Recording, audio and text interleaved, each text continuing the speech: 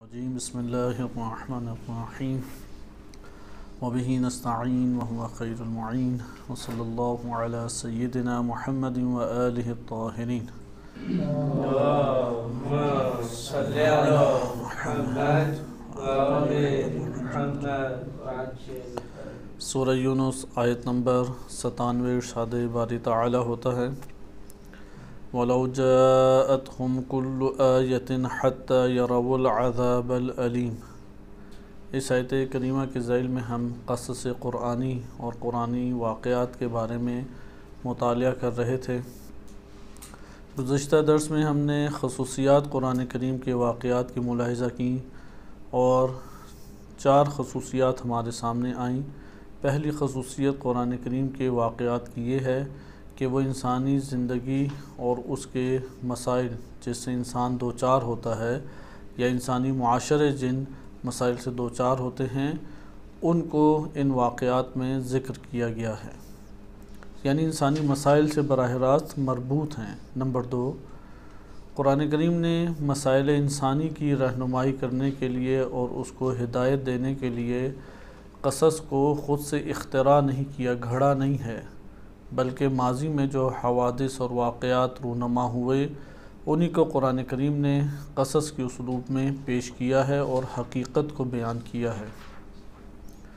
Number 3 کہ تربیت اخلاقی کے گزشتہ درس میں قدر ہم نے تفصیل کو ملاحظہ کیا، کیونکہ یہ بہت مفصل ایک موضوع ہے اخلاق، اور بار بار قرآن کریم کی آیات میں تکراراً یہ چیز آتی ہے، کیونکہ ہر برائی کا منشا اور منبع یا سبب حقیقی و نفسانی یہی اخلاقی امراض ہیں، اور ہر نجات اور ہر سعادت جو انسان کو حاصل ہوتی ہے اس کی حقیقی وجہ اور سبب وہ اخلاق حسنہ ہیں جو انسان کو کمالات کی صورت میں حاصل ہوتے ہیں۔ اور ہم یہ بھی پڑھ چکے کہ اخلاق تکرار کے بغیر حاصل نہیں ہوتا۔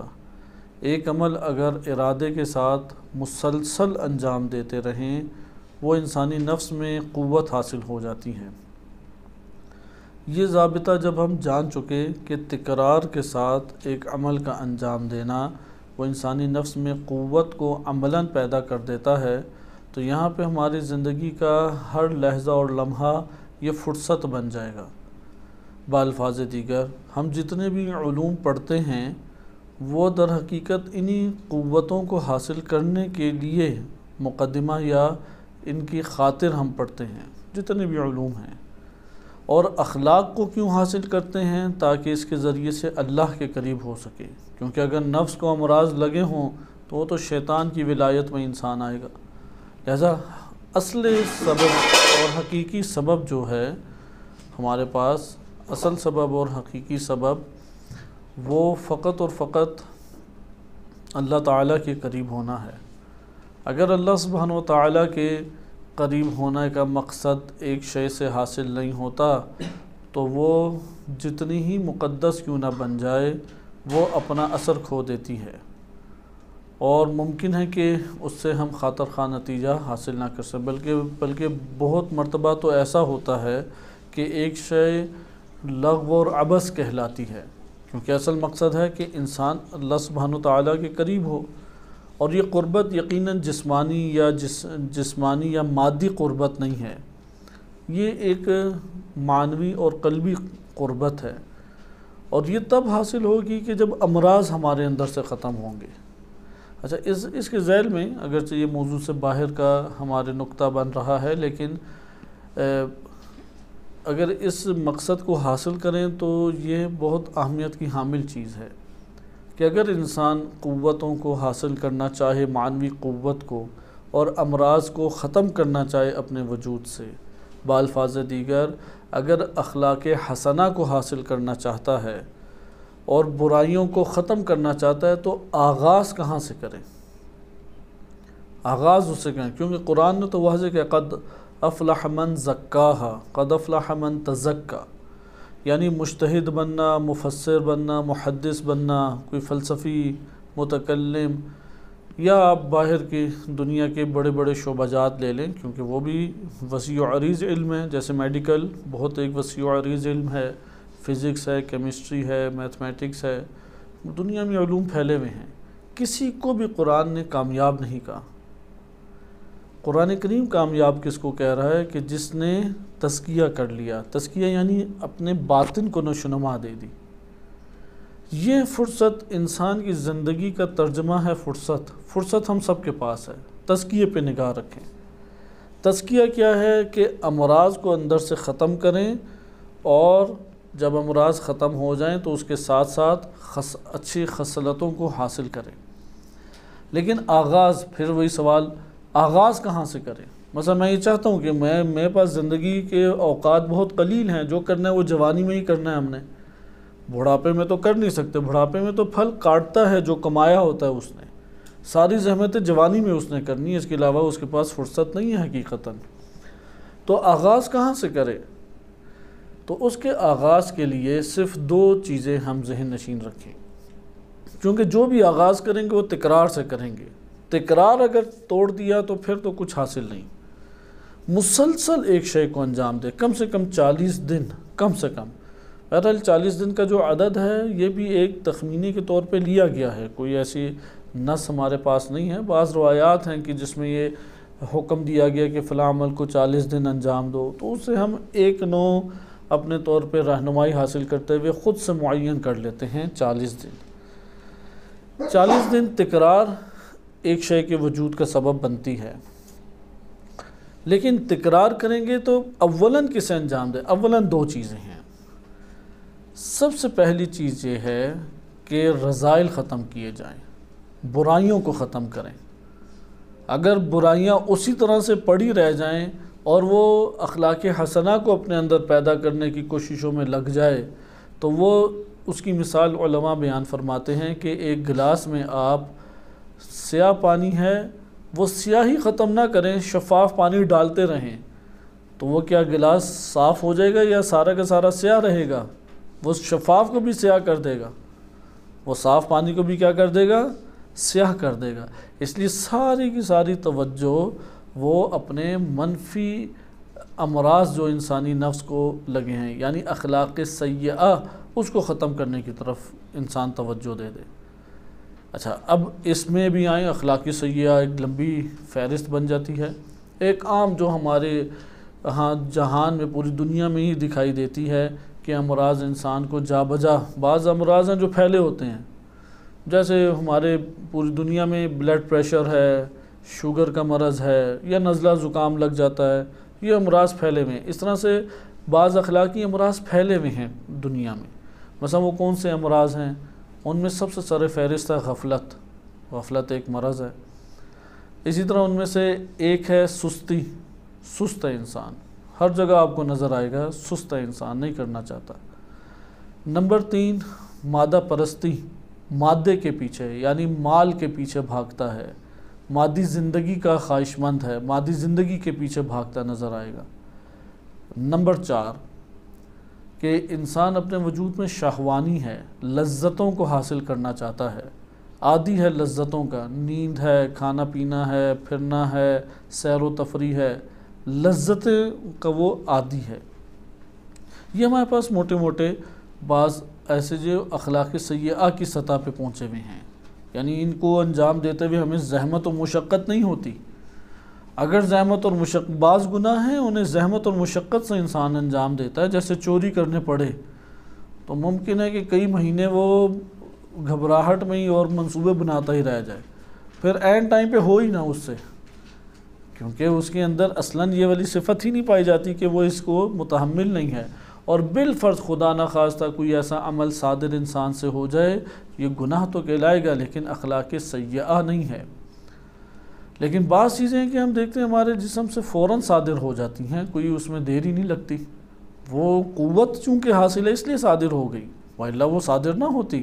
تو برائیوں میں یہ چیزیں ہیں، یہ پھر نیچے نیچے ذیلی کئی برائیوں کو جنم دیتی ہیں، جیسے خود غرضی ہے، جیسے دھوکہ دہی ہے، خیانت ہے، کرپشن ہے. اس طرح کے پھر نیچے اس کے اثرات نکلتے رہتے ہیں. اچھا اب یہ تو ہمارے پاس بس پہلا نقطہ کیا آ گیا، کس کو سب سے پہلے ختم کریں؟ رذائل کو ختم کریں۔ اگر برائیاں اور رذائل ختم نہ کیے گئے تو آپ جو بھی شفاف چیز ڈالیں گے وہ تو سیاہ ہو جائے گی، اور وہ سیاہ تر سیاہ ہوتی چلی جائے گی۔ لہٰذا علماء نے تاکیدی طور پہ یہ تحریر کیا، علماء اخلاق نے، کہ سب سے پہلے اپنے منفی رذائل اخلاق سیئہ کو دور کرے۔ مثلا نیند پہ کام کرے، خوراک پہ کام کرے، سستی پہ کام کرے، غفلت پہ کام کرے، کیونکہ ہم عموماً ہر بندے کو بڑے بڑے یہ گناہ کبیرہ انجام دینے کی فرصت نہیں ملتی کہ شراب پی رہا ہے یا زنا کر رہا ہے یا ڈکیتی کر رہا ہے یا قتل کر رہا ہے، یہ بہت بڑے بڑے گناہ ہیں۔ اور اگر کوئی گناہ بھی کرے تو وہ اخلاق کی صفت نہیں بنی، یعنی کوئی ہزاروں کئی سو کا قاتل ہو اس کے اندر تو یہ صفت جنم لے گئی، لیکن اکا دکا قتل کرنے سے وہ گناہ کبیرہ کا مستحق ہے، اس کی سزا ہے کہ وہ سزا اس کو جو بھی حکم ملتا ہے قصاص کے طور پہ یا دیت کے طور پہ یا جو بھی احکام ہیں قضاوت کے باب میں وہ اس کا حقدار اور مستحق ہے۔ لیکن یہ والے گناہ بھی نوعیت ہمارے پاس ایسی کم دیکھنے کو ملتی ہے، لیکن یہ جو امراض میں نے آپ کی خدمت میں بیان کیے ہیں یہ کثرت سے پھیلے ہوئے ہیں، یہ اساس بنتے ہیں کئی اور دیگر گناہوں کے۔ وہ پھر ایک لمبی فہرست ہمارے پاس گناہوں کی آ جاتی ہے، جیسے میں نے بیان آپ کی خدمت میں کیا، مثلا بعض اوقات ہے بے احترامی ہے، اپنے ذمہ داری کا انجام نہ دینا ہے، یا اسی طریقے سے اور دیگر مسائل ہیں کہ غیبت کرنے لگ جائے گا، حسد کرنے لگ جائے گا، کیونکہ سستی کی وجہ سے کمال حاصل ہی نہیں کر پایا، اب کیا کرے وہ، اب تو رہ گیا، وہ دیگر آگے افراد نکل گئے، یا وہ کاہلی اور غفلت کی وجہ سے کچھ بھی نہیں حاصل کر پایا تو آپ اندر ہی اندر کئی دیگر امراض کا شکار ہو جائے گا۔ تو یہ وہ ہیں ام الفساد جسے کہتے ہیں چیزیں، غفلت ان میں سب سے بالا تر ہے۔ قرآن کریم کی آیات میں ہر برائی کی جڑ یہی غفلت بنتی ہے، یعنی انسان دنیا کی نعمتوں میں مشغول ہو جاتا ہے، اسے نہ توحید کا احساس ہوتا ہے، نہ کوئی اطاعت کی خبر ہوتی ہے، اور نہ دیگر چیزوں سے گھبراہٹ ہے، نہ موت کی طرف اس کا دھیان جاتا ہے، یہ غفلت اس کو لے بیٹھتی ہے۔ بہرحال رذائل پہلی چیز ہو گئے، رذائل کو ختم کریں علماء اخلاق کے مطابق۔ دوسری چیز، رذائل میں کس کو سب سے پہلے قابو کریں؟ اب رذائل ہیں، اس میں جتنے ہمارے پاس اخلاق سیئہ یا گناہوں کی ایک لمبی فہرست ہے، ان میں سے جڑ کیا چیز ہے یہ علماء اخلاق کی بیان کر سکتے ہیں، کوئی اپنے ہمارے تجربات ذاتی تو ہیں نہیں، علماء نے ہی اس کو ذکر کیا، یعنی جو افراد ایک جگہ اور مرتبے تک پہنچے انہوں نے اس طرح سے پھر کلام کیا اور ان امور کو ذکر کیا۔ یعنی یہ باتیں جاننے سے تو حل نہیں ہوتی، جاننے والے آپ کو ہزاروں مل جائیں گے، جیسے آپ بھی یہ باتیں سن کے مثلا ایک نے پڑھا، ایک نے بیان کیا، ایک نے سنا، سننے سے وہ بھی اس علم کو لے گیا، عمل جس نے کیا وہ آگے بڑھ جاتا ہے۔ لہذا اب ہمارے پاس دوسرا نقطہ، کیونکہ میں نے آپ کی خدمت میں ذکر کیا کہ اس موضوع میں ہم طولانی طور پہ داخل نہیں ہوں گے، صرف دو نقطے ہی کافی ہیں۔ اخلاقی تربیت، قصص میں اخلاقی تربیت موجود ہے، تمام قصوں میں، تمام داستانوں میں، لیکن اس اخلاقی تربیت میں ہم کہاں سے آغاز کریں، کہاں سے شروع کریں، ہمیں اہمیت اور حساسیت تو پتہ لگ گئی، مثلا ہم فقہ، اصول، منطق، فلسفہ، عقائد پڑھ کے کیا کریں، چلے کمپیوٹر بن گئے، اس کے کمپیوٹر میں بھی آپ ایک انگلی رکھتے ہیں تو وہ لمبی ایک فہرست آ جاتی ہے کہ کتابیں در کتابیں کھل جاتی ہیں۔ کمپیوٹر بننے سے نتیجہ تو کچھ نہیں نکلتا، انسان بننا اصل خوبی ہے، انسان کی کمی ہے، دنیا میں کمپیوٹروں کی کمی ہے، کمپیوٹر تو بہت سارے ہیں، ذہین افراد کی دنیا میں کمی ہے، بہت سارے دنیا میں ذہین افراد ہیں، کوئی کتابیں لکھنے والوں کی کمی ہے، کتابیں لکھنے والے آج بھی بیٹھے ہوئے ہیں۔ اصل کمی کہاں پر ہے؟ انسان نہیں ملتا، وہ کہاں ہے انسان کہ جس نے اخلاق حسنہ کو حاصل کر لیا اور اخلاق سیئہ کو دبا دیا۔ قرآن نے اسی کو فوز العظیم کہا ہے، قرآن نے اسی کو فلاح کہا ہے، قرآن نے اسی کو سعادت کہا ہے، اس نے تمام کا تمام خیر سمیٹ لیا جس نے تمام کے تمام اخلاقیات کو وجود دے دیا۔ پھر یہ عرض کروں کہ اخلاق یہ نہیں ہے کہ آپ سے بعض اوقات کوئی نیک عمل صادر ہو جائے، ہمارے معاشرے میں تو اسے اخلاق کہتے ہیں، مثلا آپ نے کبھی کبھی صدقہ دے دیا، معاشرہ تو کہے گا اخلاق ہے، کبھی کبھی کسی کی تعظیم کر دی، کہیں گے آپ بڑا خوش اخلاق بندہ ہے، یہ معاشرے کی اصطلاح ہے۔ دینی دنیا کے اندر آ جائیں تو تکرار سے کرنے کی، تکراری طور پہ ایک عمل کو انجام دینے کی وجہ سے نفس میں ایسی قوت جو حاصل ہو جائے کہ آپ صرف ارادہ کریں تو بغیر زحمت کے وہ عمل صادر ہو جائے آپ کے وجود سے، اس کو اخلاق کہتے ہیں۔ اتنی قوت حاصل کر لیں، مثلا اگر ہمیں ابھی 100 کلو اٹھانا پڑے اوپر تو مشقت آئے گی یا نہیں؟ اٹھائیں گے، اپنے قدم جمائیں گے، ممکن ہے پہلے گھٹنوں میں رکھیں، پھر سینے پہ رکھیں، پھر 10 آوازیں نکالتے ہوئے اوپر کریں، پھر فوراً چھوڑ دیں۔ لیکن جو انسان تکراراً اس کی پریکٹس کرتا رہے، اسے کتنی دیر لگے گی؟ وہ فوراً ہی ارادہ کرے گا، اوپر اٹھا لے گا۔ یہ اتنی نوعیت آ جائے، اس سطح کے اوپر اگر پہنچ جائے تو اسے کہتے ہیں قوت کا حاصل ہو جانا۔ بس پہلا آپ نے نقطہ پڑھ لیا کہ رذائل پہلے ختم کیے جائیں۔ سوال، رذائل میں بھی کون سا عمل جو بالا ترین عمل ہے؟ یعنی بعض اوقات انسان سمجھتا ہے میں دعاؤں میں مشغول رہوں گا مسئلہ حل ہو جائے گا، ذکر پڑھتا رہوں گا مسئلہ حل ہو جائے گا، ممکن ہے کہ میں فلاں طواف کعبہ کا کرتا رہوں تو مسئلہ حل ہو جائے گا، یا حجت الہی کے پاس بیٹھتا رہوں تو مسئلہ حل ہو جائے۔ اس سے تو مسائل حل نہیں ہوں گے۔ تاریخ ہمارے سامنے ہے، انشاءاللہ آپ قصص میں بھی پڑھیں گے۔ انبیاء علیہ السلام بہت عظیم ہستیاں ہیں، انسان اصلاً ذہنی معرفت، عقلی معرفت اس سطح تک پہنچ نہیں سکتی، اس قدر عظیم ہستیاں ہیں۔ وہ قوموں کے اندر موجود تھے، قدر نہیں کی۔ آخر باہر سے کسی یہودی اور عیسائی نے آ کے تو ائمہ اہل بیت علیہ السلام کو شہید نہیں کیا، امت نے آ کے شہید کیا۔ ساتھ رہنے والے یہ بن جاتے ہیں بعض اوقات۔ اس لیے یہ ٹوٹکے نہیں ہیں کہ انسان خالی تسبیح پھیرتا رہے، دعا پڑھتا رہے اور وہ سمجھے کہ میں کسی جگہ پہ پہنچ جاؤں گا، ایسا نہیں ہے۔ اس لیے علماء نے آ کے تشخیص دیا، رذائل ختم کرنے ہیں تو ساری کی ساری توجہ ابتدا میں صرف 2 امور پہ رکھ دو۔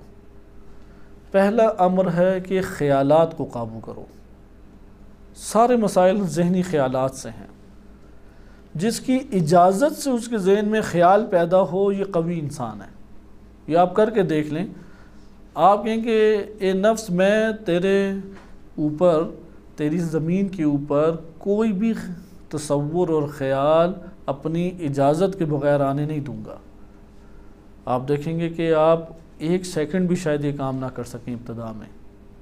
لیکن جو شخص خیالات پہ قابو نہیں پاتا، جتنے ورد پڑھتا رہ جائے کوئی اسے فائدہ نہیں دیں گے۔ خیال کے اوپر سب سے پہلے قابو، اسے کہتے ہیں ازالۃ الخواطر۔ جس نے یہ منزل طے کر لی وہ بقیہ منازل طے کر جائے گا، جس نے یہ منزل ترک کر دی وہ بقیہ منازل اس کی متزلزل اور ڈگمگاتی رہ جائیں گی۔ لہذا ازالۃ الخواطر پہلے سب سے پہلے، مثلا انسان سوء ظن، خیالات میں بھی سوء ظن سب سے تنگ کرتا ہے۔ سوء ظن یعنی ہر شے کے بارے میں برا خیال، فلاں دیکھو اس طرح سے ہے، فلاں اس طرح سے ہے، فلاں نے تمہارے ساتھ ایسے کیا، تم تو کر ہی نہیں سکتے، تم تو پڑھ ہی نہیں سکتے، تمہارے اندر تو یہ ہے ہی نہیں، تمہارے بارے میں سارے یہ کہتے ہیں۔ سوء ظن اس کے بارے میں، ہر شے کے بارے میں سوء ظن۔ لہذا خیالات جو قابو کرنے کی کوشش نہیں کرتا وہ اپنی زندگی میں ناکام ہو جاتا ہے۔ خیال سب سے پہلی چیز ہے۔ خیال کو اگر آپ نے قابو کر لیا، اب آپ چاہتے ہیں نماز میں توجہ اللہ کریں، احساس کریں کہ میں عظیم ترین ہستی کے سامنے کھڑا ہوں۔ اگر واقعاً یہ اس احساس کی طرف توجہ بھی چلی جائے تو ایک نوع خشیت اور خشوع و خضوع طاری ہو جاتا ہے۔ لیکن آپ کو خیال جانے نہیں دے گا، آپ اللہ اکبر کہیں گے تو کبھی حساب کتاب آ جائے گا، کبھی نیند آ جائے گی، کبھی کسی کی باتیں آ جائیں گی، اور اکثر جذباتی نوعیت کی آتی ہیں۔ خیالات وہ سب سے خطرناک ہیں جو جذبات کو آ کے ابھاریں، کیونکہ ایک نوعیت کے خیالات نہیں ہوتے۔ بعض خیالات ہوتے ہیں کہ جو سیر سپاٹے بس انسان اندر کر رہا ہوتا ہے، بعض خیالات ہیں جو ابھرتے ہیں تو جذبات کو ٹھیس پہنچاتے ہیں۔ مثال کے طور پہ اپنی توہین جہاں پہ ہوئی ہو وہ والے منظر دوبارہ آ جائیں۔ اب جہاں پر بھی انسان کی توہین ہو، ہر انسان اپنے نفس کے اعتبار سے بڑا حساس ہوتا ہے، وہ خیال ابھرے گا تو وہ تلخی پیدا کرے گا نفس میں یا نہیں کرے گا؟ پیدا کرے گا، اسے بٹھا دے گا اسی جگہ پہ، کیونکہ اس کے اندر غضب کے آثار آ جائیں گے، نفرت کے احساس آ جائیں گے، کسی کے بارے میں برے اس کا تاثر یہ تم سے دشمنی کر رہا ہے، مثلا جیسے انسان کو یہ محسوس ہو کہ یہ تو مجھ سے دشمنی کر رہا ہے، یہ تو بلا وجہ مجھے تنگ کر رہا ہے، وہاں غصہ اور غضب بھڑک اٹھتا ہے یا نہیں؟ اب غصہ اور غضب بھڑک اٹھا تو کون اسے دبائے؟ اب تو خیال نے آ کے یہ سارا کام ادھر خراب کیا۔ اسی طرح خیال آتا ہے بعض اوقات شہوات جگا دیتا ہے، نامحرم کا ایک تصور آ گیا تو اس انسان کے جذبات اندر جاگیں گے، جب جذبات جاگیں گے تو وہاں پہ وہ نیک عمل کے ساتھ مشغول رہ سکتا ہے، بے شک اللہ اکبر پڑھ رہا ہو۔ ملاحظہ کیا، خیال سب سے پہلے خیال کے اوپر کام کرے۔ اس کے اوپر ہمارے پاس کتابیں بھی اوپر موجود زیادہ ہیں، بیانات بھی علماء کے بہت واضح ہیں، انہوں نے تجربات بھی ذکر کیے ہیں۔ خیال انسان کو کچھ نہیں بننے دیتا۔ بچہ خیالی دنیا میں رہنا انسان نے ہے، وہ ہے بچہ۔ 7 سال سے پہلے انسان کو خیال کی دنیا میں رہنا معیوب نہیں ہے، 7 سال کے بعد خیالی دنیا میں مشغول رہنا معیوب ہے، خصوصاً جب عقل مل جائے تو نقصان در نقصان ہے، نقصان در نقصان۔ دوسری چیز کہ رذائل ختم کرتے ہوئے کس کو انسان انجام دے، اور وہ بھی بہت اہمیت کی حامل چیز ہے، اس کے اوپر تشریح آپ کی خدمت میں نہیں پیش کی جا سکتی، وہ ہے نیت کا خالص کرنا، اللہ کے لیے کام کرے، ہر عمل محبت کرے اللہ کے لیے، نفرت کرے اللہ سبحانہ وتعالی کے لیے، عمل انجام دے اللہ تعالیٰ کے لیے۔ جس نے نیت کو خالص نہیں کیا وہ ڈھیر جتنے بھی لگا لے وہ سارے کے سارے اندر سے کھوکھلے ہوں گے، اس کے اعمال، کوئی اس کے اندر جان نہیں ہے، کوئی اس کے اندر قوت نہیں ہے۔ بس ان 2 چیزوں کو جس نے پکڑ لیا یہی اصل دین ہے، کہ انسان خیالات کو قابو کرے، یکسوئی پیدا کرے نیک کاموں کی وجہ سے، یکسوئی پیدا کرے اللہ سبحانہ وتعالی کی طرف، توجہ صدق توجہ کرے اللہ تعالیٰ کی طرف۔ بعض نے عرفان کی تعریف یہ لکھی ہے، صدق توجہ، حقیقی توجہ اللہ کی طرف کرنا کیا ہے؟ یہی حقیقی عرفان ہے۔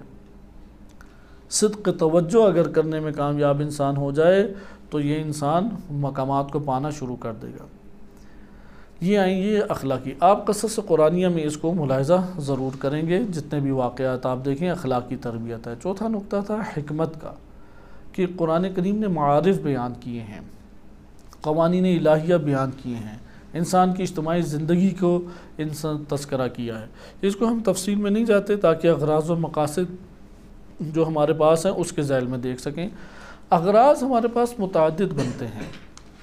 اگر آپ یہ دیکھیں کہ اللہ تعالیٰ نے یہ قصص کیوں قرآن میں وارد کیے ہیں، اللہ سبحانہ وتعالیٰ نے یہ واقعہ ابراہیم علیہ السلام کا واقعہ متعدد جگہ کیوں رکھا، حضرت موسیٰ علیہ السلام کا متعدد صورتوں میں اللہ نے واقعہ کیوں بیان کیا، تو وہاں پہ آپ کو آیات ہی کے اندر اس کی وجوہات نظر آتی ہیں، کیونکہ ہم اپنی طرف سے تو کوئی وجہ گھڑ نہیں سکتے، محتاج ہیں کہ اللہ سبحانہ وتعالیٰ ہی سے قرآن کریم کے توسط سے پوچھیں کہ ان واقعات کو پیش کرنے کی حقیقی علت اور وجہ کیا تھی۔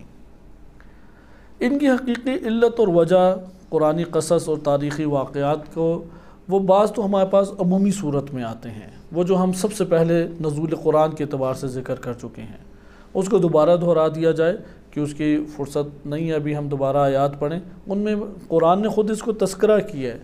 پہلی چیز ہے عبرت لینا، یعنی انسان خوف کھائے کہ جس طرح سے وہ تباہ ہوئی ہیں قومیں، ہلاک ہوئی ہیں وہ قومیں، اس طرح سے تم بھی ہلاکت میں پڑ جاؤ گے۔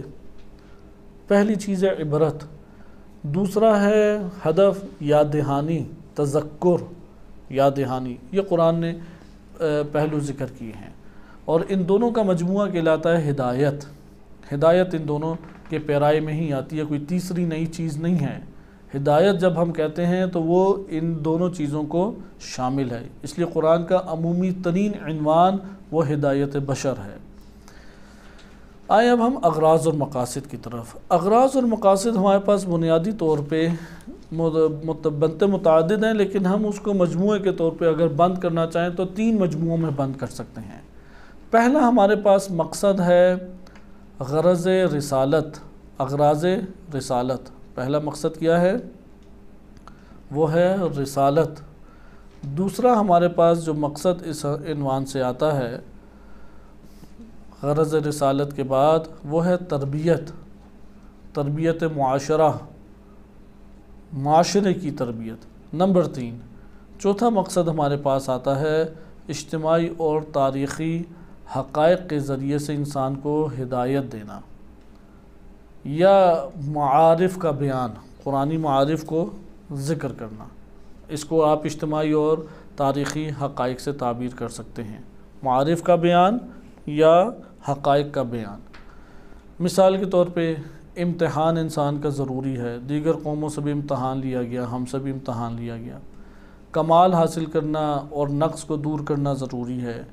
اچھا، اگر انسان عمل نہ کرے تعلیمات الہی پہ تو اس کو عقوبت ہے، اس کے لیے ہلاکت ہے، اور یہ تذکر اور یاد دہانی ضروری ہے، وغیرہ وغیرہ، اس طرح سے دیگر چیزیں۔ ہم پہلی قسم کو پڑھتے ہیں۔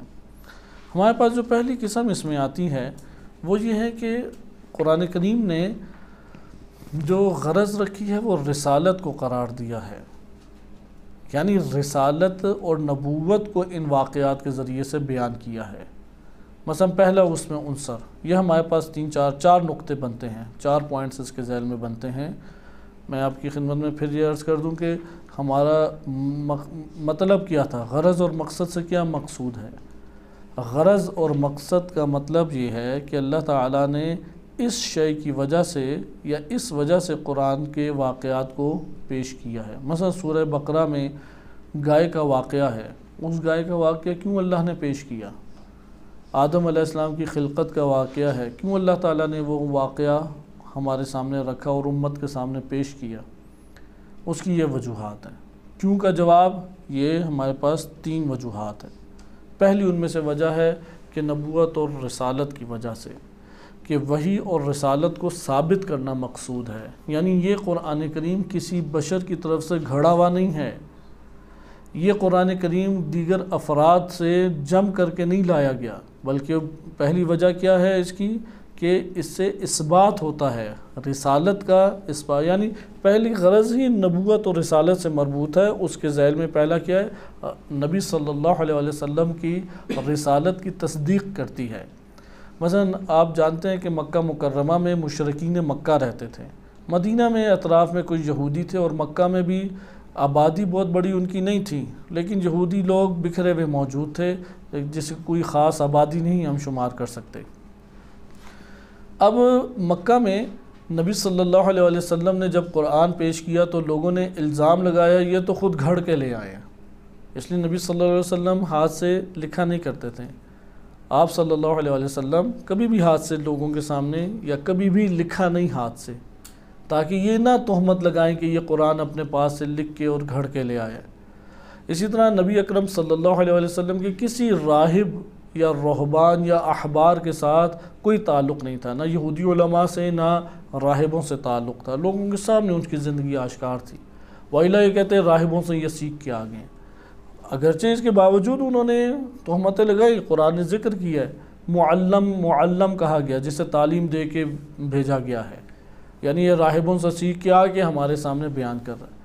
اب مشرکین مکہ، ان کے سامنے جب قرآن پیش ہوا تو قرآن کریم نے انتہائی دقیق انداز میں گزشتہ قوموں اور انبیاء کے واقعات بیان کر دیے، اور ایسے واقعات بیان کیے کہ اس وقت تحریف شدہ تورات اور انجیل جو موجود تھی بعض اوقات اس سے ٹکراتے تھے، لیکن ادھر کے راہب، کیونکہ صحیح سلسلہ تو چلتا ہی ہے درمیان میں، انہوں نے آ کے قرآن کے واقعات کی تصدیق کی، اور اس سے مشرکین مکہ کے لیے ایک اور جہے سے قرآن کریم کی حقانیت سامنے آئی، اور انہوں نے یہ اعتراف کیا کہ قرآن کریم اللہ تعالیٰ کی طرف سے ہے، نہ کہ نبی صلی اللہ علیہ وسلم اپنی خود جانب سے گھڑ کے اسے لے کے آئے ہیں، بلکہ یہ کلام اللہ سبحانہ وتعالیٰ کا کلام ہے۔ اس لیے قرآن میں متعدد آیات ہیں، مثلا سورہ یوسف آیت نمبر 102 کو آپ دیکھیں، اس میں ارشاد باری تعالیٰ ہوتا ہے نحن نقص علیک احسن القصص، ہم آپ کے لیے آپ کے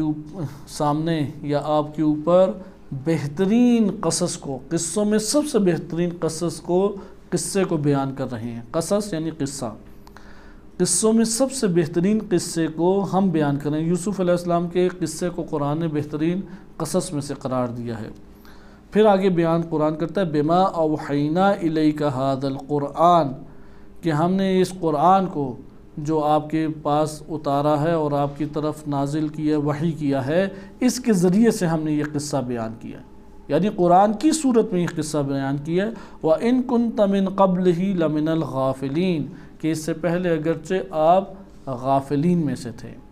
اگرچہ یہ جو تعبیر ہے غافلین میں سے تھے یہ تشریح کی محتاج ہے، اس سے مراد کیا ہے؟ آیا اس سے مراد یہ کہ اصلاً حضرت یوسف علیہ السلام کا اس سے پہلے واقعہ پتہ ہی نہیں تھا، یا پتہ تھا اور اس میں صرف بعض نکات جو ہیں یا بعض جہات ہیں واقعے کی اس کو قرآن نے مشخص کیا ہے، یہ ایک الگ مسئلہ ہے۔ کم سے کم ہم یہ ضرور کہہ سکتے ہیں کہ اگر اصالتاً دیکھا جائے، ذاتاً دیکھا جائے تو اللہ سبحانہ وتعالیٰ کے علاوہ ذاتاً کوئی بھی خلقت کسی کمال سے متصف نہیں ہوتی، لہذا اللہ سبحانہ وتعالیٰ نے ہر ایک کو کمال دیا ہے۔ نبی صلی اللہ علیہ وسلم، ائمہ اہل بیت علیہ السلام، امیر المومنین علیہ السلام، سب کو جتنے کمالات ان کے پاس موجود ہیں وہ کس کی جانب سے دیے گئے ہیں؟ وہ اللہ سبحانہ وتعالیٰ کی جانب سے دیے گئے ہیں۔ لہذا اس اعتبار سے کہہ سکتے ہیں کہ ہاں اس کمال کی جہت کو دیکھیں، اللہ نے جو تعلیم دی اس تعلیم کو برطرف کر دیں تو کچھ بھی نہیں پاس بچے گا۔ اس پہلو کو ممکن ہے قرآن کریم بیان کرنا چاہ رہا ہوں۔ بہرحال آپ نے اس میں شاہد مثال دیکھا کہ ان قصص کو قرآن نے بیان کیا ہے، کیوں؟ اس قرآن کی عظمت کی وجہ سے، قرآن کی اس بات کے اوپر اس کو ایک دلیل قرار دیا ہے۔ یا سورہ یوسف آیت نمبر 102 میں ارشاد باری تعالیٰ ہوتا ہے کہ اس میں واضح طور پہ قرآن کریم نے بیان کیا کہ اللہ سبحانہ وتعالیٰ نے جو واقعات نازل کیے ہیں یہ واقعات اگر اس کو دقت سے دیکھیں تو یہ وحی کے ذریعے سے آئے ہیں۔ ذالک من انباء الغیب کہ یہ غیب کی خبریں ہیں، نوحیہ الیک جس کو ہم نے آپ کی طرف وحی کیا ہے، یعنی یہ واقعات گھڑے نہیں گئے، یہ حقیقت رکھتے ہیں جسے اللہ نے وحی کر کے بیان کیا۔ وما کنت لدیہم اذ اجمعوا امرہم وہم یمکرون۔ تو یہاں پہ بھی آپ نے بہرحال شاہد مثال دیکھا کہ من انباء الغیب نوحیہ الیک کہ ہم نے آپ کی طرف اس کو وحی کیا ہے۔ یہ تو ایک مقصد ہو گیا، تمام واقعات میں یہ پہلو ہمارے لیے آشکار ہوتا ہے۔ دوسرا اسی رسالت کے ذیل میں دوسرا نقطہ کہ تمام انبیاء کا دین اور عقیدہ ایک ہے۔ اس کی بھی تفصیل میں نہیں جائیں گے کیونکہ قرآن کی آیات متعدد ہے، قرآن واضح فرماتا ہے کہ ہم کسی نبی اور رسول میں فرق نہیں کرتے، اگرچہ بعض انبیاء کو دیگر بعض انبیاء پہ فضیلت ہے لیکن دین کے اعتبار سے، وحی کے منبع کے اعتبار سے، اللہ سبحانہ وتعالیٰ کے ربط کے اعتبار سے، اللہ کی جانب سے دین کے آنے کے اعتبار سے یہ سب کے سب انبیاء کیا ہیں؟ اس اعتبار سے برابر ہیں، یعنی سب کے سب انبیاء ایک دین پہ تھے جسے دین الہی کہتے ہیں۔ سب کے سب انبیاء علیہ السلام توحید کا درس دیتے تھے، توحید کی دعوت دیتے تھے۔ سب کے سب انبیاء علیہ السلام کا ہدف یہ تھا کہ اللہ سبحانہ وتعالیٰ سے تعلق جوڑا جائے، امتوں کا، معاشروں کا، قوموں کا اللہ سبحانہ وتعالیٰ سے تعلق جوڑا جائے، لہذا دین ان کا ایک تھا، اعتقادات ان کے ایک تھے، اور وحی کا منبع وہ اللہ تعالیٰ ہی کی ذات تھی اور اللہ ہی کے حکم سے انہوں نے ان امور کو انجام دیا۔ لہذا اس اعتبار سے کسی نبی میں کوئی فرق نہیں ہے۔ اس لیے رسول اللہ صلی اللہ علیہ وسلم نے یہ واقعات اس لیے پیش کیے کہ گزشتہ انبیاء کے تم اٹھا کے دیکھ لو واقعات، اگر تم مجھے جھٹلاتے ہو کہ مکہ میں ہم یہ دو تین بندے ہیں یا میں اکیلا ایک بندہ ہوں کہ جو توحید کی بات کر رہا ہے اور پورے معاشرے سے ٹکرا رہا ہے، تو یہ کوئی نئی بات نہیں ہے، گزشتہ قوموں میں بھی انبیاء کے ساتھ ایسا ہی سلوک ہوا۔ تو یہ قصہ آ کے اس کو بیان کرتا ہے۔ تیسرا نقطہ کہ اس میں آیات ہم اس کے ذیل میں نہیں پڑھتے، صرف پوائنٹ ہمارے سامنے آ جائے کافی ہے۔ تیسرا نقطہ، تمام انبیاء علیہ السلام نے ایک انداز اور ایک طریقے سے تبلیغ کی۔ یہ واقعات اور قصص ہمیں یہ بیان کرتے ہیں کہ سب کے سب انبیاء انہوں نے بنیادی اعتقادات سے شروع کیا اور بنیادی معاشرے کے مسائل سے ٹکراؤ، انہوں نے جو مسائل خراب کرنے والے اور فساد کو برپا کرنے والے عناصر تھے ان سے مبارزہ کیا۔ یعنی بالفاظ دیگر تمام کے تمام انبیاء، ان قصص کو پڑھ کے یہ پتہ لگتا ہے تمام انبیاء وہ انداز کے اعتبار سے، اپنے طریقہ تبلیغ کے اعتبار سے، اور جو انہیں مشکلات درپیش آتی تھیں اس مشکلات کے اعتبار سے وہ تمام انبیاء علیہ السلام یکساں ہیں۔ ہر نبی کو گالیاں دی گئیں، ہر نبی کے اوپر قتل کے حملے ہوئے، ہر نبی کو جھٹلایا گیا، ہر نبی کی توہین کی گئی اس قوموں کے اندر۔ اسی طرح ہر نبی ہے وہ دعوت توحید کو لے کے آیا، اس نے دعوت توحید کو محور بنا کے معاشرے کو تبدیل کرنا چاہا۔ اس نے اپنے آپ کو پیش کیا کہ میں جو بیان کر رہا ہوں وہ اللہ کی تعلیمات ہیں اور تمہارے اوپر واجب ہے کہ میری اطاعت کرو۔ اس لیے اس مسئلے میں صرف آپ 2 آیات کو ملاحظہ کریں۔ سورہ آل عمران آیت نمبر 146 میں ارشاد باری تعالی ہوتا ہے کَأَيٍّ مِّن نَبِيٍّ قَاتَلَ مَعَهُ رِبِّيُّونَ، کہ کتنے ہی ایسے انبیاء گزرے ہیں کہ جن کے ساتھ ربیون کثیرون، کہ ربیون کثیرون، کہ کثیر بڑی تعداد میں پاکیزہ ایسے افراد تھے جنہوں نے قتال اور جہاد کیا۔ یعنی کَأَيٍّ مِّن نَبِيٍّ، کتنے ایسے نبی تھے، قاتل معہ، ان کے ساتھ قتال اور جہاد کیا، ربیون کثیر فما وہنوا، صحیح ہے، کثیر فما وہنوا، کہ انہوں نے وہاں پہ کسی قسم کی بھی سستی یا تھکاوٹ یا کمزوری نہیں دکھائی۔ لما اصابہم فی سبیل اللہ، کہ اللہ کی راہ میں جتنی انہیں مشکلات آئیں ان مشکلات میں انہوں نے کسی قسم کی بھی تھکاوٹ یا کسی قسم کی سستی یا کسی قسم کی کمزوری کا انہوں نے مظاہرہ نہیں کیا۔ اچھا، یہ یہاں پہ آپ نے دیکھا کہ کَأَيٍّ مِّن نَبِيٍّ، اس کلمے سے استفادہ کیا کہ کتنے نبی ایسے گزرے ہیں۔ اچھا، اس کے بعد اگلی آیت دیکھیں کہ اس میں سورہ زخرف آیت نمبر 6 اور 7 وَكَمْ أَرْسَلْنَا مِن نَبِيٍّ فِي الْأَوَّلِينَ، ہم نے پرانی امتوں میں اولین میں کتنے ہی نبی بھیجے۔ وَمَا يَأْتِيهِم مِّن نَبِيٍّ، کوئی نبی نہیں آیا إِلَّا كَانُوا بِهِ يَسْتَهْزِئُونَ، مگر یہ کہ انہوں نے اس کا مذاق اڑایا، استہزاء کیا، تہمتیں اس کے اوپر باندھی۔ اس طرح قرآن میں بعض آیات ہیں کہ کوئی نبی ایسا نہیں جسے اذیت نہ دی گئی ہو۔ مذاق اڑانا، اذیت سے دو چار ہونا، قوم کا جو ہے وہ نگاہیں پھیر لینا، یہ تمام انبیاء کو پیش ہے۔ یہ اصل میں حق کا مزاج یہی ہے۔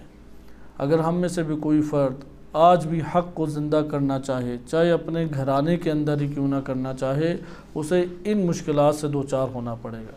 یا تو وہ یہ کہ یعنی اہانت، ذلت اور اہانت، گالم گلوچ اور اذیت اور تکلیف، یا قتل کا خطرہ، مار پیٹ کا خطرہ، یہ 3-4 تو لازمہ ہے۔ یا تو حق کی بات نہ کرے، پھر تو بچ جائے گا۔ اگر حق کی بات کرے تو پھر تو یہ نہ کہ یار یہ 3 نہ میں مجھے پیش آئیں، یہ 3 تو پیش آئیں گے اسے گالیاں بھی پڑیں گی، اس کی توہین بھی ہوگی، اذیت بھی دی جائے گی، اور مار پیٹ، قتل و غارت کے خوف بھی اسے لاحق ہوگا۔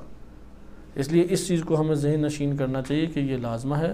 اور آخری چیز کہ اس کو انشاءاللہ تعالی ہم اگلے درس میں بیان کریں گے، وہ یہ ہے کہ ہر واقعے میں بشارت اور تحذیر موجود ہے۔ قرآن کریم کے واقعات میں بشارتیں دی گئی ہیں مومنین کو، اور مجرمین کو ڈرایا اور دھمکایا گیا ہے۔ باقی انشاءاللہ تعالی خصوصیات ہم اس کے اغراض اور مقاصد قصے قرآنی کے اگلے درس میں ملاحظہ کریں گے۔ اور صلی اللہ علی سیدنا محمد و آلہ الطاہرین۔